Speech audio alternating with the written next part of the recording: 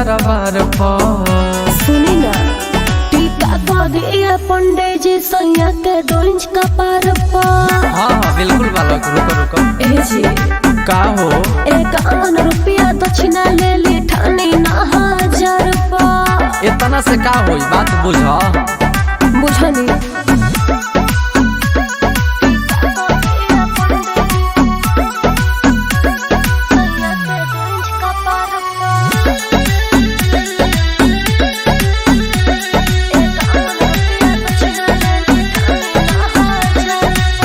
पूजा करे में बड़ी खर्चा होला, तबे तो भक्त लोग के चर्चा होला। का बुझलू? ऐसा कुछ नहीं है। ए जी सब लोग होला नहीं एक जैसा। अच्छा। बाटे पंडित जी सोने कमे पैसा। बढ़ल महंगाई तनी देखो संसार पर। सुनी टीका कर दिया पंडित जी सैया के 2 इंच का पार पर। ए जी का हो 51 रुपया दक्षिणा ले ली ठानी ना 1000 पर।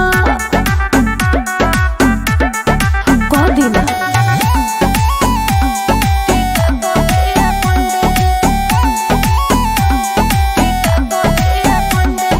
म्यूजिक बाय मंटू मनी।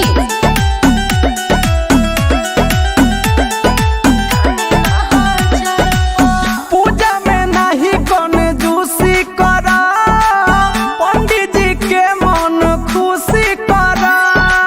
अरे बालक के जान लेम का।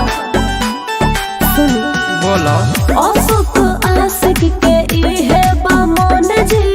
रोहित राजा के कोदे चंदन जी। साल भर पहली मैया हंस के सवार पर।